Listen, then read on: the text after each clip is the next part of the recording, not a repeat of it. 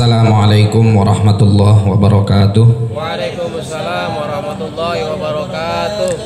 Alhamdulillah wassalatu wassalamu ala sayyidina wa maulana Rasulillah wa ala alihi wa ashabihi wa man tabi'ahu wa nasarahu wa walah, amma ba'dah. Fanawayna ta'alluma wa ta'lima wa tadhakkura wa tadhkira wa naf'a wal intifa'a wal ifadata wal istifadah wal hatha ala tamassuki bi kitabillahi wa sunnati rasulih sallallahu alaihi wa alihi wa sahbihi wa sallam wa du'a ilal huda wa dalalata alal khair ibtigha'a mardatillahi wa qurbihi wa thawabih. Subhanaka la ilma lana illa ma 'allamtana innaka antal alimul hakim wa la haula wa la quwwata illa billahil aliyyil azim. Allahumma inna na'udzubika min ilmin la yanfa' wa qalbin la yakhsha' wa nafsin la tashba' wa 'ainin la tadma' wa a'malin la turfa' wa min du'ain la yustajabu laha bi rahmatika ya arhamar rahimin. Allahumma inna nas'aluka al-ilma ladunni wal mashraba as-safiyal hani ya wahhabu ya ghani.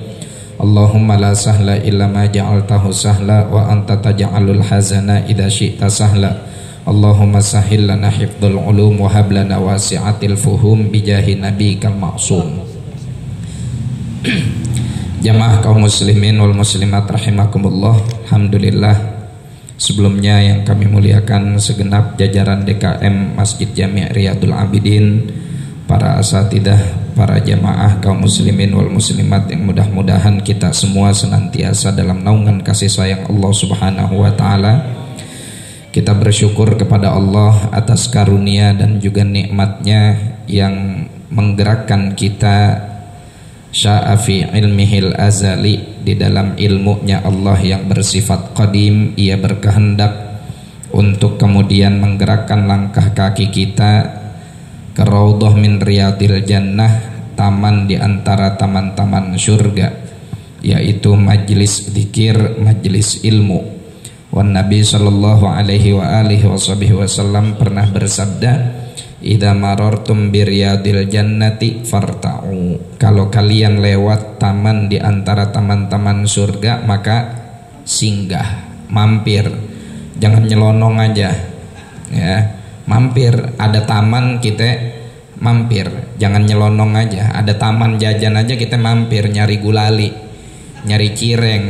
Ya, ini taman di antara taman-taman surga yang orang terbiasa di taman itu, maka akan dimudahkan untuk merasakan surga yang aslinya. Jadi latihan dulu masuk surga biar nggak kaget, takut sawan doang ternyampe sono. Ya, latihannya di mana? Latihannya adalah di majelis dzikir, di majelis ilmu.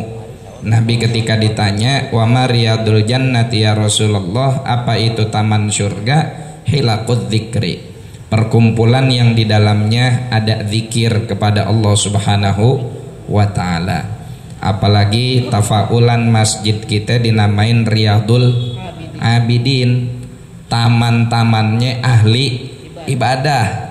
Masya Allah, bersyukur saya pribadi merasa berbahagia hari ini kumpul di depan para ahli ibadah ini. Amin ya rabbal alamin, yang ahli ibadahnya didasari dengan ilmu. Makanya begitu selesai sholat maghrib ngaji, karena ahli ibadah doang kalau nggak pakai ilmu ibadahnya ketolak. Wa kullu man bi ghairi ilmin ya'malu a'maluhu mardudatun la tuqbalu. Al-Imam Ibnu Ruslan bilang dalam Zubatnya, orang yang ibadahnya kagak pakai ilmu, apa yang terjadi? Ibadahnya ketolak, kagak kaci. Ya, tahu nggak kaci? Nggak sah, tertolak, latuk balu, nggak diterima. Kenapa kagak kaci? Ya ibadahnya nggak tahu dia mana sah mana batil, mana benar mana yang nggak benar. Ya, akhirnya berapa banyak orang ibadah yang nggak pakai ilmu, ibadahnya ngasal. Ya, ibadahnya ngasal. Tempo hari beberapa waktu yang lalu kita sholat Jumat, kebetulan lagi nggak ada jadwal tanding nih, ya nggak ada jadwal khotib maksudnya. Kita lagi jadi penonton aja ini mah. La ilaha illallah, sholat anak muda di depan kita pakai celana lepis, kiai. Begitu sujud muara angke nongol ini. Lah kita deg-degannya takut ada belut doang nongol. La ilaha illallah. Bagus itu baru sholat sunnah tahiyatul masjid, dia datang langsung sholat sunnah, udah aja akhirnya sorban kita kasih, bang itu lepisnya kurang naik, emang nggak punya amben apa ngapa?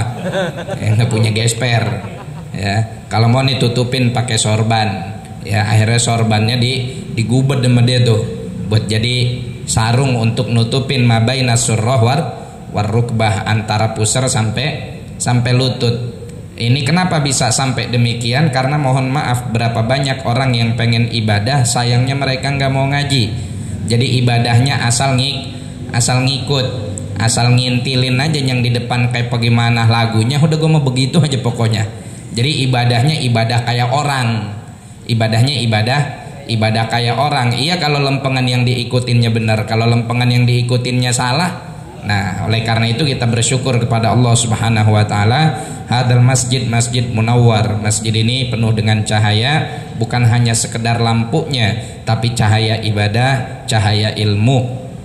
Taib jemaah sekalian, untuk sebagai penghantar taklim kita pada malam hari ini, tadi ada sebuah gubahan syair yang sangat indah yang dituliskan oleh Imam Al-Busiri, ya. Ya nafsu la taqnati min zallatin adumat, innal kabaira fil gufrani kallamami. Masya Allah, ini bait-bait untuk memberikan kepada kita rasa husnudzon kepada Allah dan optimis. Seorang hamba itu harus punya sifat optimis. Seorang hamba itu harus punya husnudzon kepada Allah. Allah bilang dalam hadis qudsi, ana inda dhannil abdi bi. Ana inda dhanni abdi bi. Saya itu tergantung bagaimana husnudzonnya hamba saya kepadaku. Bait ini jamaah sekalian dituliskan oleh Imam Al-Busiri sebagai bentuk i'tiraf dari beliau, pengakuan, wa hadza simatul mu'min al-haqiqi. Ini adalah ciri seorang mukmin yang hakiki, penuh dengan i'tiraf kepada Allah Subhanahu wa taala. Pengakuan Al-Imam Al-Busiri yang bisa kita jadikan pelajaran adalah bahwa ini nggak ada judulnya kan ya. Bebas aja. Makanya dari situ dah kita ngambil tali kamanya dah. Ya. Jadi kata Imam Al-Busiri di dalam beberapa bait di dalam burdahnya, saya ini kadang-kadang jadi orang cuman suka nyuruh doangan, tapi saya sendiri kagak ngerjain. Amartu kal khaira lakin ma'tamartu bihi wa mastaqamtu fama qauli lakas taqimi. Saya suka nyuruh kepada orang buat ngamal baik, suka nyuruh orang buat ibadah yang getol. Kalau kata orang Betawi mah ibadahnya yang getol. Tahu ibadah yang getol? Ibadah yang rajin, ya. Kalau kayak orang makan mah sama ibadah tuh sregep, ya, doyan sama ibadah. Sumenan kadang-kadang saya ini jadi orang ya tibang nyuruh doang, ngamal ini mah ora. Lakin mak tamar tubihi, ya. Ini qasidahnya keren banget, kita nerjemahinnya pakai bahasa ora lagi. Amartu kal khaira lakin ma'tamartu bihi. Saya memerintahkanmu kebaikan lakin ma'tamartu bihi, tapi saya sendiri seringkali tidak melaksanakan. Wa mastaqamtu fama qauli lakas taqimi. Saya sendiri orangnya ini belum istiqomah. Lantas apa arti dan manfaat dari ucapan saya memerintahkan Anda untuk istiqomah? Nah, ini jamaah sekalian adalah penyakit yang ada pada diri kita dan seringkali terjadi. Kita seringkali ngajak orang, memerintahkan orang untuk berbuat baik, tapi kita sendiri tidak melakukan kebaikan tersebut. Kita jadi bapak, anak kita suruh berangkat ke masjid, buah-buahnya ke empang, mancing. Ya. Kita jadi orang tua, nyuruh anak untuk berangkat ngaji habis maghrib, tong sono ngaji habis maghrib, jangan nonton TV aja. Bini kita suruh berangkat ke pengajian, neng sono berangkat, jangan pada berebut remote TV aja. Abang ngapain? Lah gue mau nonton Persija. Ini sambil geledeng laki kayak begini nih, ya. Nyuruh doang tapi ngerjain enggak. Nah, hal-hal yang seperti ini menjadi titik-titik noda di dalam hati kita yang bisa terus-menerus bertumpuk dan menjadi penghalang antara kita dengan Allah Subhanahu wa taala. Belum lagi noda dan dosa dari yang lain. Maka dari itu Al-Imam Al-Busiri mengatakan, la ya nafsu la taqnati min zallatin adumat innal kaba'ira fil ghufrani kallamami. Wahai jiwaku, wahai ruhku, wahai diriku, la taqnati, janganlah kamu putus asa. Karena putus asa itu enggak boleh, apalagi terhadap rahmat, ampunan dan kasih sayang dari Allah Subhanahu wa taala. Nah, bait syair ini dilandaskan dari petunjuk Allah di dalam Al-Qur'an, la tai'asu min rauhillah. Innahu la yai'asu min rauhillahi illal qaumul kafirun. Janganlah kalian putus asa dari kasih sayang Allah, karena yang putus asa dari kasih sayang Allah itu cuma orang-orang kafir. Kenapa? Karena mereka sudah nggak bakalan dapat pertolongan. Maksud dari orang kafir adalah alladzina yamutuna alal kufur, yang mereka wafat dalam keadaan kafir, bukan kufur fil hal, bukan kufur saat ini. Karena orang yang kafir saat ini bisa jadi adrakahul hidayah atau adrakatul hidayah, satu ketika dia akan mendapatkan hidayah dari Allah, fama ta'alal iman, kemudian dia meninggal dalam keadaan iman. Dan bisa jadi yang sekarang beriman tiba-tiba dia meninggal dalam keadaan kufur, wal'iyadu billah. Jadi hati-hati ya. Maka yang dimaksud dari firman Allah la tai'asu min rauhillah, bahwa kita sebagai orang yang beriman ini jangan pernah putus asa. Putus asa dari apa? Jangan pernah putus asa dari pertolongan Allah, dari kasih sayang Allah, dari hidayah Allah, dan dari ampunan Allah, serta dari syafaat yang Allah berikan kepada baginda Nabi Muhammad sallallahu alaihi wasallam, yang diperuntukkan untuk umat-umatnya yang udah kebangetan najub dosanya, yang dosanya udah kebangetan banyak ya, yang dosanya udah sekengkean, kalau kata orang zaman dulu mah udah sabreg-abreg, yang dosanya udah sekonjen. Waduh, bahasa apa lagi tuh ya, mohon maaf dah, yang gedenya kagak di Betawi kagak paham lo samet dah. Ya, lah kita diundang ngaji di Jakarta ya kita pakai bahasa orang kita. Iya. Nah, oleh karena itu jamaah sekalian, kita sebagai seorang mukmin hendaknya selalu punya sifat optimis. Optimis dalam segala hal terkait pertolongan Allah Subhanahu wa taala. Jangan pernah putus asa.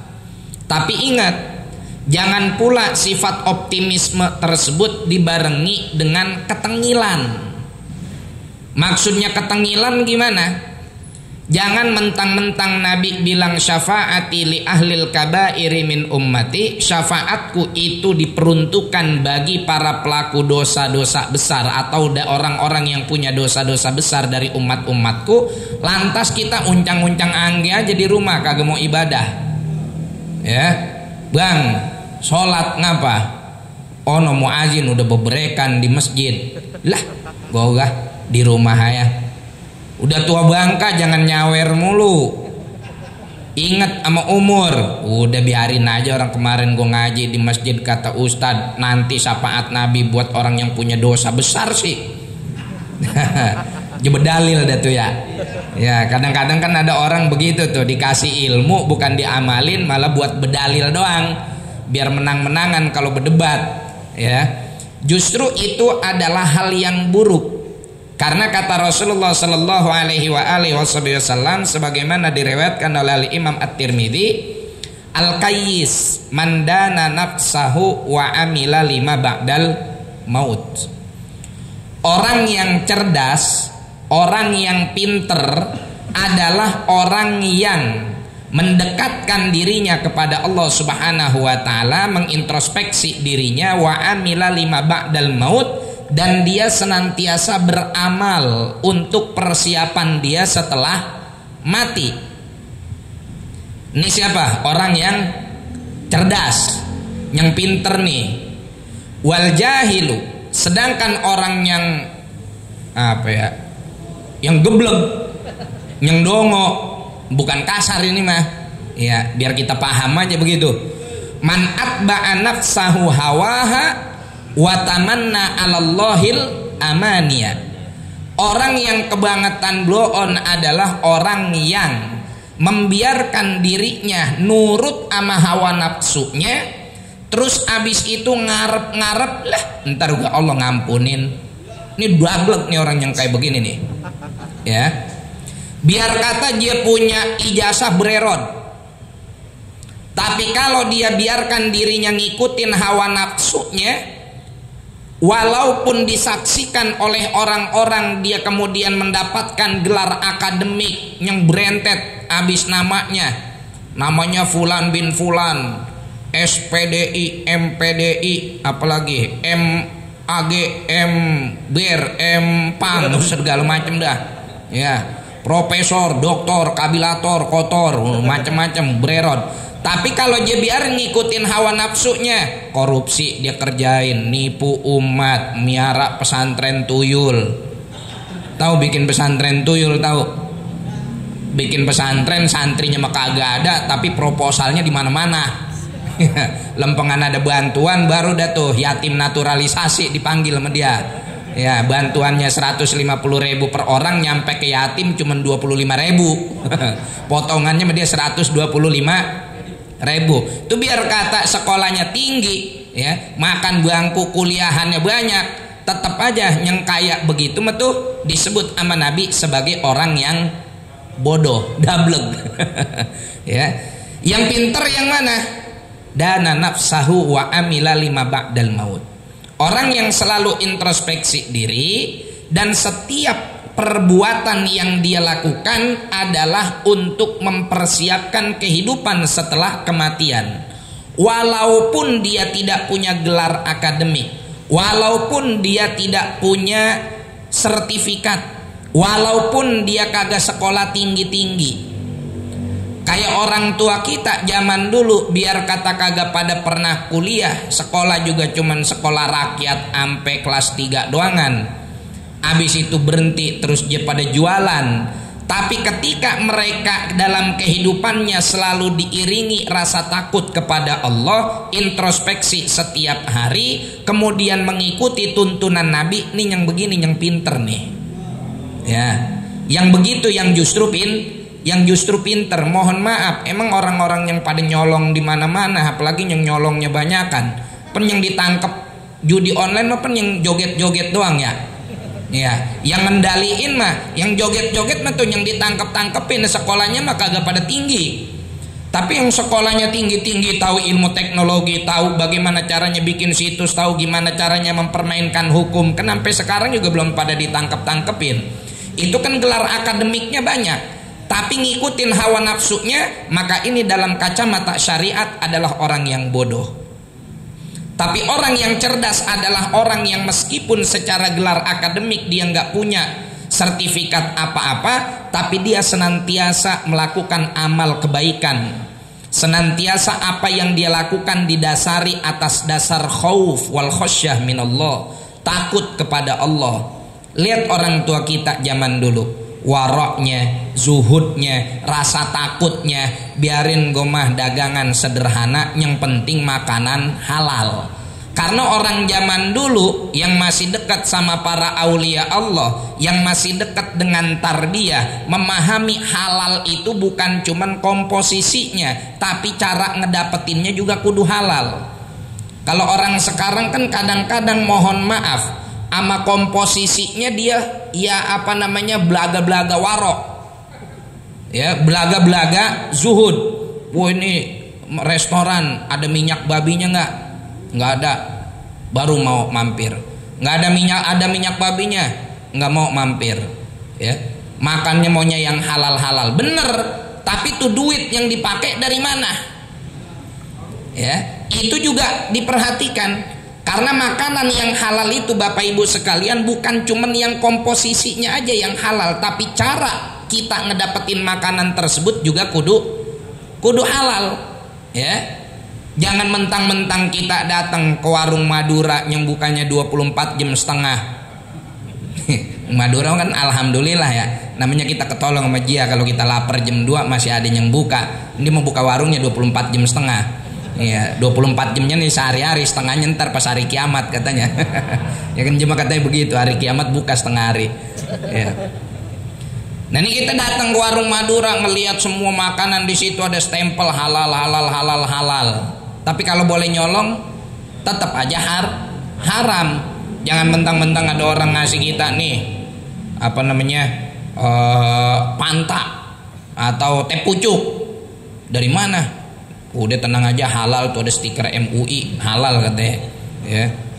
Boleh beli, kagak boleh nyolong, tetap aja haram. Ya.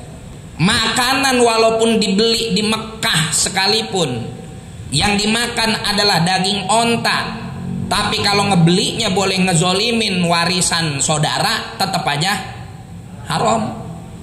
Ya. Tapi orang tua zaman dulu ketika mereka faham tentang bagaimana rasa takut kepada Allah Subhanahu wa taala, nggak berani mereka melakukan hal-hal yang demikian.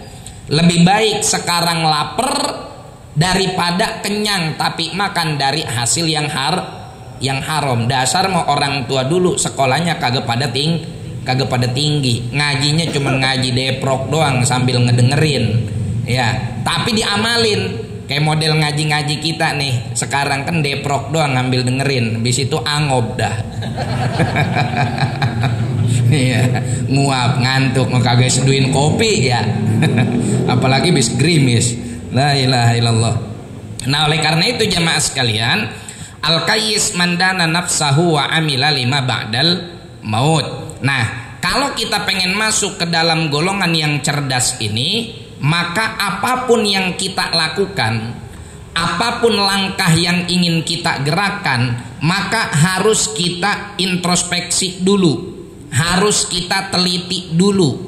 Dengan apa nelitinya? Dengan neraca ilmu. Nih saya kalau begini halal apa haram? Nih saya kalau ngerjain ini boleh apa kagak? Datanglah ke rumah kiai, datanglah ke rumah asatid, datanglah ke rumah masyayikh, datang ke rumah para ahli ilmu. Ya kiai, Pak Ustadz, ini ada urusan begini. Kalau saya ngerjain boleh apa kagak? Bener apa enggak? Sah apa enggak? Dan ingat, kalau nanya sama ahli ilmu yang mengumpulkan dua sifat, satu dia mengamalkan ilmunya, yang kedua dia punya sifat wara. Ya, jangan sembarangan nanya, apalagi nanyanya sama Google. Ya, apalagi nanyanya sama artis baru hijrah. Ya, ini kan kadang-kadang orang asal viral dikit omongannya langsung didengar, padahal nggak tahu tuh orang tersebut benar-benar punya kualifikasi ilmu yang cukup apa enggak. Ya, orang yang nanya sama yang bukan ahlinya sama kayak orang nanya kedalaman empang sama kodok. Nanya nih empang dalam apa cetek, nanyanya sama kodok. Kodok nih empang dalam apa cetek? Apa jawaban kodok? Cetek. Lah begitu aja loncat kelebu. Kelelep. Nah tuh, jadi jamaah sekalian, itu kalau kita ingin menjadi golongan yang cerdas, ya. Sedangkan golongan yang jahil itu tadi, dia biarkan dirinya ngikutin hawa nafsunya, ya. Udah ente udah kelamaan miskin nih, mumpung ada kesempatan buat jadi kaya, kerjain. Gimana emang ini kesempatan buat jadi kayanya? Wah ternyata kesempatan buat jadi kayanya dengan cara zolim, ya, dengan cara curang, dengan cara mencuri, dengan cara pesugihan, ya, nggak boleh. Lebih ngepet, ya, betapa di Gunung Lau, ya. Nggak boleh kita ikutin, ya. Lebih baik kita hidup dalam keadaan terbatas, dalam keadaan serba kekurangan tapi Allah ridho, ketimbang kita hidup serba kelebihan tapi Allah Subhanahu wa taala murka. Banyak orang yang hidupnya serba kelebihan tapi Allah murka sama mereka. Fir'aun kurang apa dia? Apa juga yang dia pengen ngejogrok depan mukanya? Dia pengen anggur, anggur dibawain. Dia pengen melon, melon dibawain. Lah kalau kita kan pengen anggur, pengen melon, nunggu ada undangan muludan dulu. Itu jangan nunggu bekas ustad, nih enggak. Ustadnya udah pulang baru kita angkutin, kita masukin bongsang. Ya, jadilah sejarah berkat, ngembrek diangkat. Daripada ngembrek doang begitu, mending kita angkat. Ya enggak, pelakunya namanya orang yang takwa, geletak dibawa. Daripada geletak doang begitu, mending kita bawa pulang. Seilah-ilahnya itu tuh, kalau kita mau pengen makan yang enak, nunggu ada mulut dan sehari-hari kita mau makan anggur lah, boro-boro anggur kita sarapan sama umbi tambus saja rasanya udah enak bener ya, itu juga masih kurang duit buat bayaran anak. Nah, tapi kalau kita betul-betul ingin mendapatkan keridhaan Allah Subhanahu wa taala, lebih baik kita kekurangan tapi Allah ridho. Dan jangan pernah melakukan sesuatu yang diharamkan oleh Allah hanya karena kita ngikutin gengsi. Ngikutin gengsi ini termasuk ke dalam kategori itba'un nafsi hawaha, membiarkan dirinya tunduk sama hawa nafsu, ngikutin gengsi tuh. Kalau istilah anak zaman sekarang FOMO, apa aja yang lagi viral dia pengen ikutin ya. Kalau kita punya kemampuan dengan cara yang halal, silahkan, memang ada manfaatnya buat kita, mangga. Tapi kalau seandainya ngikutin tren, ngikutin apa yang lagi viral, itu justru melanggar syariat Allah Subhanahu wa taala, dan kita hanya sekedar supaya biar ikut kata tetangga kita ini ikut ngetren, kita ini ikutin zaman. Tapi kalau pada akhirnya melanggar perintah Allah Subhanahu wa taala, lebih baik kita tinggalkan. Banyak sahabat Nabi yang hidup dalam kecukupan, tapi ketika kecukupan bagi dia justru mengganggu ibadahnya, dia milih hidup miskin.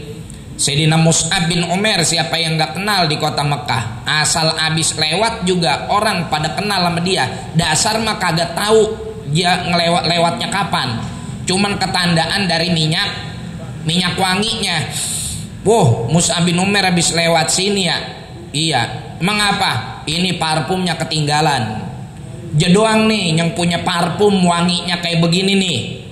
Ya dia doang yang punya parfum yang wanginya kayak begini. Kagak ada yang punya parfum kayak dia. Jadi asal dia bisa lewat orang pada tahu. Padahal mah kagak ngeliat mukanya. Ya, sama orang kampung kita, ini kampung kita apa namanya? Mampang. Pela Mampang ya. Orang Pela Mampang juga tuh ada tuh yang kalau lewat sekampung kenal sama dia, bawa keteknya kekenalan. Ya, Ceng, ini bau ketek si anu ini apal banget kita. Orang cuma kagak pernah mandi.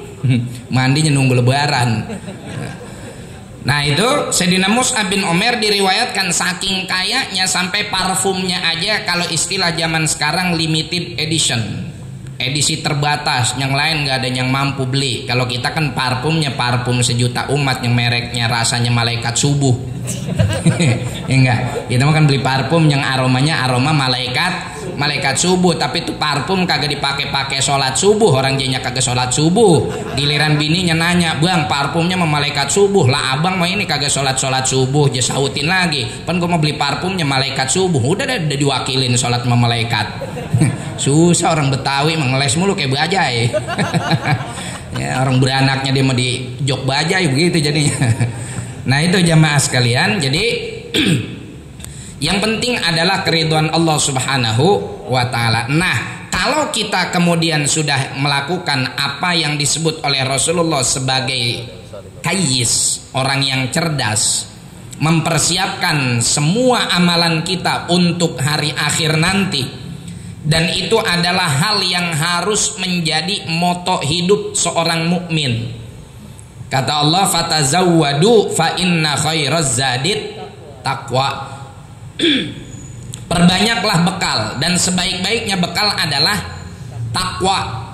Takwa yang definisi yang benar, bukan takwa tadi geletak di bawah. Ya, takwa imtithalu jami'i awamirillah wajtinabu nawahi, melaksanakan semua perintah Allah dan ninggalin seluruh yang dilarang oleh Allah Subhanahu wa ta'ala. Dan itu adalah sebaik-baiknya amal untuk menghadap Allah Subhanahu wa taala. Ya, kita kan sadar semuanya bahwa kalau bukan takwa yang kita siapin, apalagi coba? Apalagi? Emang apa yang kita cari, yang kita dapetin, yang kita hasilin semuanya nemenin kita di kuburan? Pun kagak. Jadi kalau kebanyakan ngumpulin bandanya daripada ngumpulin amalnya, maka dia kesepian nanti di kubur. Kan Rasulullah bilang gitu, yatba'ul mayyita salasah, yang ngikut mayit jenazah ke alam barzakh berapa? 3. Ahluhu wa maluhu wa amaluhu. Bandanya, anak bininya, sanak keluarganya, sama amalnya. Fayarji'u isnani wa yabqa wahid. Yang 2 pulang balik, yang ninggal di situ atuh. Apa yang pulang? Ahluhu wa maluhu. Keluarga pulang. Bini pulang kalau yang mati bapak. Bapak pulang kalau yang mati ibu. Sesayang-sayangnya pasangan kita bapak ibu sekalian, kalau kita udah mati mah tuman kagak bakal mau nungguin ngejogrok samping kuburan kita, gogah. Yang ada juga ngebayar orang lain buat ngajiin. Iya enggak? Kita dikuburin nih. Saat emang ada anak bini yang ikut ngajiin di kuburan 7 hari 7 malam? Lah kagak.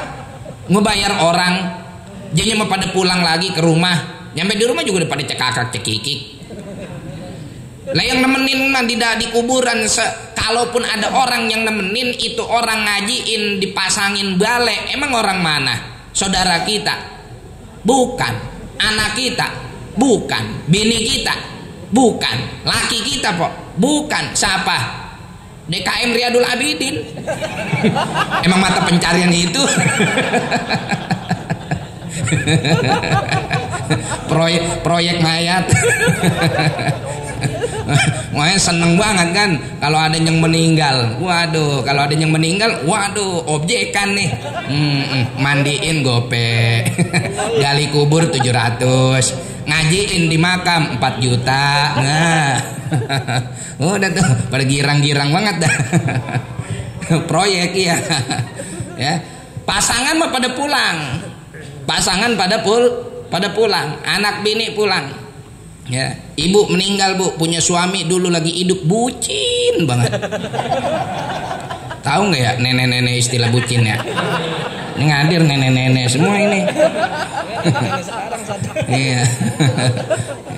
Bucin istilah bocah zaman sekarang, budak cinta. Ya, masya Allah, jadi orang laki kemana aja bininya pergi dia intilin, dia ikutin. Sampai bininya berangkat ziarah sama rombongan ustazah majelis taklim ke Cirebon, dia orang lanang dewek-dewek ngikut. Saking kagak bisa ketinggalan bini, masya Allah. Begitu ibu mati, pingsannya 7 kali. Bininya mati nih, pingsannya 7 kali. Pingsan pertama pas lagi dikasih tahu bininya meninggal. Wah, emak meninggal. Pingsan. Ya. Sadar, pingsan lagi ngajiin, pingsan.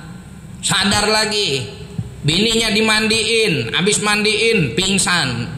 Sadar lagi, bininya selesai dikapanin, pingsan. Sadar lagi, bininya habis disolatin, pingsan. Sadar lagi, nyampe di kuburan, pingsan. Sadar lagi, bininya diurug, pingsan. Sadar lagi, bininya ditelkinin, pingsan. Saking bucinnya, sampai 7 kali pingsan. Saat begitu mau pamit, udah nengnya, abang balik duluan ya. Kita emang udah beda alam. Bukannya abang kagak sayang, abang kagak ngikut. Lah kalau abang ngikut, ntar anak-anak siapa yang ngurusin?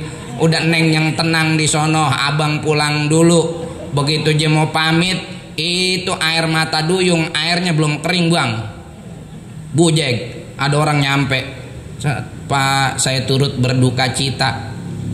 Pas ditengok, sing boto ini. Emang ibu siapa? Saya teman arisannya almarhumah. Oh, mohon maaf saya baru sempat datang takziah. Maklum dari Depok ke Mampang jauh, namanya janda jalan sendiri dah. Aduh, waduh, la ilaha illallah. Langsung minta nomor WA, tahlilan malam ketiga manggil Amil.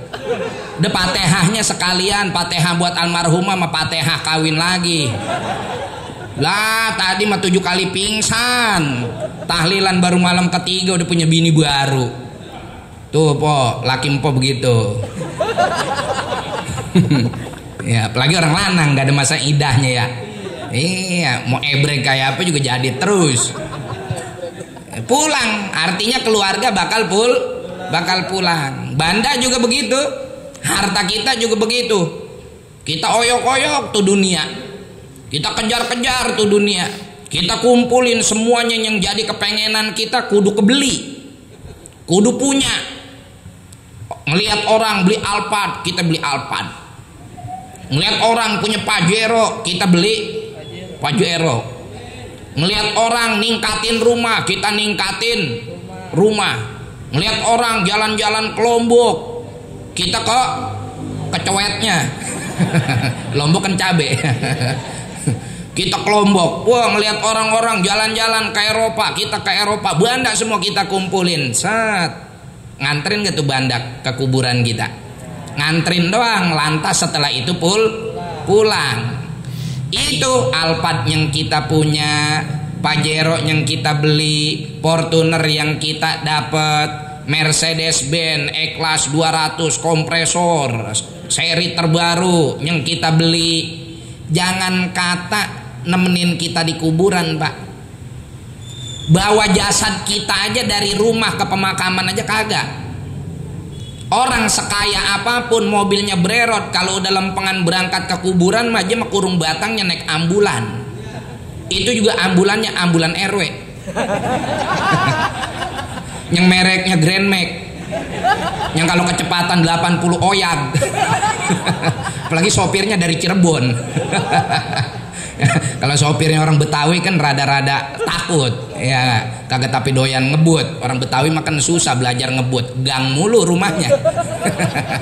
Gimana mau ngebut? Ya ngebut dikit nyenggol tembok orang. Ya, udah tuh, kagak bakal tuh banda kita ngikutin nganterin kita. Selesai kita dikuburin, pulang, harta kita, banda kita semuanya pulang. Yang tersisa apa? Amal. Berbentuk tuh amal nanti di alam barzakh, ya, nemenin kita, dan kita dianggap oleh, kalau amalnya baik, amalnya banyak, baik, ya, diibaratkan sebagai seorang arus. Apa itu arus? Penganten. Ya, kata malaikat yang nanyain kita tuh, malaikat siapa namanya? Yang nanyain di kubur, Munkar Nakir. Ya, kalau kata Bokir wanakirun wanakrimunun.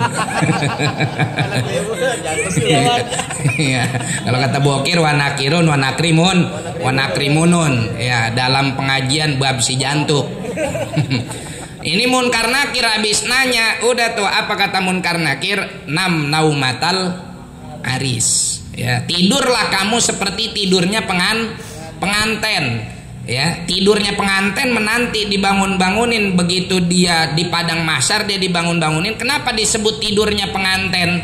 Karena pengantin mah kalau tidur seneng, bahagia. Pernah kan jadi nganten? Kan yang pusing mah mertua. Iya enggak? Emang yang mikirin pelampang siapa? Mertua. Yang mikirin son siapa? Yang mikirin catering? Lo gue mau dibayar mahar sih, lo samat. Tinggal tidur, ya enggak? Bangun-bangun basah sama iler maksudnya. Ya, makanya disebut nam naumatal aris. Tidurlah kamu seperti tidurnya penganten. Nah itu di alam kubur, yang nemenin kita tidur di alam barzakh adalah amal-amal kita yang berbentuk, ya. Bapak sholat berjamaah di masjid, iktikaf di masjid, datang tuh nyamperin kita. Kita kagak kekenalan sama dia, siapa ini botok banget datang ke kuburan kita. Emang siapa lo? Dijawab sama dia, saya amal sodakoh bapak. Oh, masya Allah, ini ente yang nemenin aneh di sini. Iya, Ente siapa? Saya amal sholat berjamaah Bapak. Ente siapa? Saya amal ngaji Bapak. Ente siapa? Saya amal santunan Bapak ke janda sebelah. Waduh. Tapi Bapak ikhlas karena jandanya tua. Ya, ente siapa? Saya amal haji Bapak. Tuh begitu. Makanya inilah orang yang cerdas, wa amila lima ba'dal maut. Kemudian barulah nanti apa yang disampaikan oleh Imam Al-Busiri di dalam burdahnya tadi, ya, bahwa kalaupun kita sudah melakukan apa yang menjadi amal baik kita untuk menggapai keridhaan Allah, jangan kemudian kita terbuai dengan amal baik tersebut. Artinya apa? Jangan kita anggap bahwasannya kita ini mendapatkan nikmat dari Allah gara-gara amal baik kita. Yang pertama, sebanyak-banyaknya kita berbuat baik, tetap aja kita mah manusia biasa, tidak maksum, bukan nabi, bukan rasul. Pasti ada zalahnya, pasti ada keplesetnya, pasti ada dosanya, pasti ada maksiatnya, ya, pasti ada maksiatnya. Biar kata Nabi ngajarin kita kalau ngelihat yang haram buru-buru tutup mata kita. Kalau pandangan pertama itu dianggap rezeki, pandangan selanjutnya jadi dosa. Cuman kan kadang kita mah begitu, astagfirullah, montok juga. Ya, istighfar mah istighfar, tapi dalam hatinya ngedreded. Ya, dalam hatinya penasaran, astagfirullah, udah kayak ongol-ongol itu. Enak banget kalau ditaburin kelapa parut mah itu. Nah, ya, ongol-ongol ini lagi cerita ongol-ongol, ya. Nah, sehingga kita tidak magrur, tidak tertipu daya dengan amal kita, karena sosok manusia yang abid tapi dia tertipu dengan amalannya, dia akan menjadi sosok yang takabur karena amalnya. Naudzubillah min dzalik, ya. Nah, ini gaya hidup iblis yang dia merasa bangga dengan amal dia, ya. Timbang disuruh sujud sama Nabi Adam jegogah, embung. Apa kata dia? Ana khairun minhu. Lah, ngapain saya sujud sama makhluk baru kemarin? Bocil dia mah. Kalau bahasa anak orang zaman sekarang, iya enggak? La ana khairun minhu, saya lebih baik dari dia. Nih kata-kata ana khairun minhu nih banyak terlontar dari lisan kita. Seng, gue mengaji sama dia. Kecingnya gue tahu, kecilnya gue tahu. Ya, tuh. Lah tuaan gue daripada dia, duluan gue makan garamnya. Tuh. Ini gaya hidup iblis. Ngerasa lebih baik daripada orang lain. Ana khairun minhu. Kenapa iblis beranggapan ana khairun minhu? Satu, dia menganggap bahwa api lebih mulia daripada tanah. Yang kedua, dia merasa amal ibadah dia udah kadung banyak. Karena nggak ada sejengkal pun di muka bumi ini daratan kecuali di situ iblis sudah sujud kepada Allah Subhanahu wa Ta'ala. Makanya begitu iblis disuruh sama Nabi Adam yang notabene dalam penciptaan lebih belakangan daripada iblis gogah. Lah udah duluan kita sujud, udah lamaan kita ibadah, ngapa sekarang kita disuruh tunduk sama dia? Gengsi dong, ya. Ini gengsi ini kan lagi penyakit orang kita nih, ya enggak? Apalagi orang Betawi, mohon maaf, gengsi sama ambeknya, waduh, ampun dah. Timbang namanya kagak kesebut doang, kalau lagi acara ngambek 7 mulut. Ya, kan ada kadang-kadang yang begitu. Jadi tokoh namanya kagak kesebut dalam penghormatan, ngambek 7 mulut. Gogah besok gue mau nyumbang lagi acara Maulid di Riyadul Abidin. Emang apa? BKM kagak nyebut nama kita. Pusing. Ngamuk. Ngapain? Ya. Naudzubillah min dzalik. Nah, itu dia jamaah sekalian. Kalau orang magrur dengan amalnya, maka dia akan menjadi manusia yang takabur. Nah, yang selanjutnya yang selanjutnya, ketika kita sudah beramal, karena dosa mesti ada pada diri kita, maka hamba yang baik harus senantiasa ya'tarif bitaqsirihi, selalu mengakui kekurangannya. Toh kalaupun dia rajin ibadah, itu semata-mata murni taufik dan inayah dari Allah Subhanahu wa ta'ala. Disinilah kemudian Sayyidina Imam Al-Busiri bilang, udah, kita ini jadi orang kudu ngaku, kita ini pelaku banyak dosa. Tapi ingat, Allah Maha Pengampun. Dan tapi juga jangan ngandelin ampunan Allah sehingga kita nggak mau beramal baik. Nah, jadi ini ibarat kata kalau kereta mah relnya kudu dua. Yang pertama rel amal, yang kedua rel roja wal khauf. Ya, kereta kan kalau relnya atuh gonjlet, apa istilahnya, anjlok. Ya, dia kagak bisa jalan. Ya, dia akan anjlok. Sama kita juga kalau relnya cuman atuh doang anjlok, amal nggak nyampe. Jadi dua-duanya rel ini kudu ada. Satu, rel amal kita yang dibarengi dengan harapan kepada Allah. Kemudian yang kedua adalah rel khauf kita, agar kita selalu meninggalkan maksiat. Wa akbar mithal, contoh yang paling besar dalam hal ini adalah baginda Nabi Muhammad sallallahu alaihi wasallam. Ya. Kenapa? Karena Nabi Shallallahu Alaihi Wasallam, kendati beliau adalah sosok yang maksum, dijamin masuk surga, janji dari Allah, asa ayyaba'atsaka rabbuka maqaman mahmuda, itu adalah janji yang nyata, memang sudah Allah siapkan dan hanya untuk Nabi Muhammad Shallallahu Alaihi Wasallam. Tapi Nabi dalam doa Sayyidul Istighfar bilang apa? Allahumma anta rabbi, la ilaha illa anta khalaqtani. Ya Allah, engkau adalah Tuhanku, tidak ada Tuhan kecuali engkau, engkaulah zat yang menciptakan aku. Wa ana abduka, saya adalah hambamu. Dalam doa ini Nabi menggunakan abd, ya, enggak menggunakan rasulmu, enggak menggunakan nabimu. Kalau kita kan punya titel, kemana-mana titel kita yang kita bawa sebelum pensiun mah. Iya enggak? Selama masih ada titel, woi, nih saya nih, jabatan saya, ente nggak tahu siapa saya, RT, bujek, abong-abongan, baru tibang RT doang, kemana-mana tuh titel dibawa. Tapi Nabi enggak, titel yang Nabi dan apa namanya Rasulnya nggak dibawa. Titel apa yang beliau banggakan? Abd.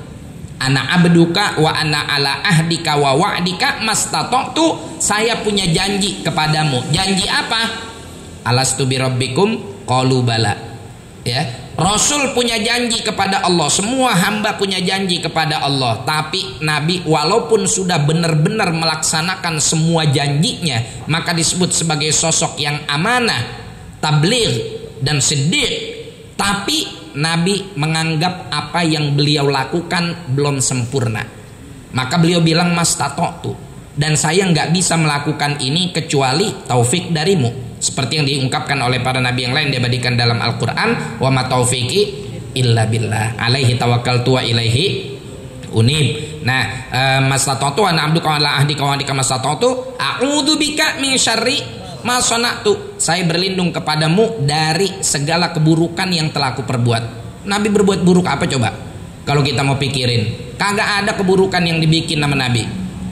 Ya, abu'u laka bi ni'matika alayya wa abu'u bidzambi. Abu'u ay a'tarifu, saya mengakui setiap kenikmatan yang engkau berikan kepadaku, dan juga saya mengakui setiap dosa-dosaku. Punya dosa apa Nabi Shallallahu Alaihi Wasallam? Abu laka bi ni'matika alayya wa abu bidzambi faghfirli fa innahu la yaghfirud dzunuba illa anta. Nih manusia yang segini mulianya, Pak, yang kagak ada dosanya, yang maksum, yang udah dijanjikan oleh Allah pasti masuk surga, yang megang pintu surga kuncinya, yang mendapatkan syafaatul uzma, masih sebegitunya di hadapan Allah Subhanahu wa taala.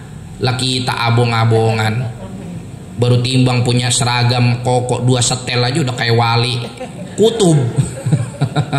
Udah kagak mau ada i'tirafnya sama sekali ya. Jadi mudah-mudahan perkumpulan kita pada malam hari ini senantiasa diberkahi oleh Allah Subhanahu wa taala dan senantiasa memberi kita motivasi untuk selalu berjalan di atas dua rel yang beriringan dan berdampingan, yaitu rel amal ma'ar raja, dan juga rel khauf dengan meninggalkan segala macam yang dilarang oleh Allah Subhanahu wa taala. Mudah-mudahan ada manfaatnya. Yang baik dan benar semata-mata hanya milik Allah. Yang salah kelakuan saya selaku manusia. In urid illal islah mastata'tu wa ma taufiqi illa billah. Hadanallahu wa iyyakum ajma'in wal afu minkum. Wassalamualaikum warahmatullahi wabarakatuh. Waalaikumsalam warahmatullahi wabarakatuh.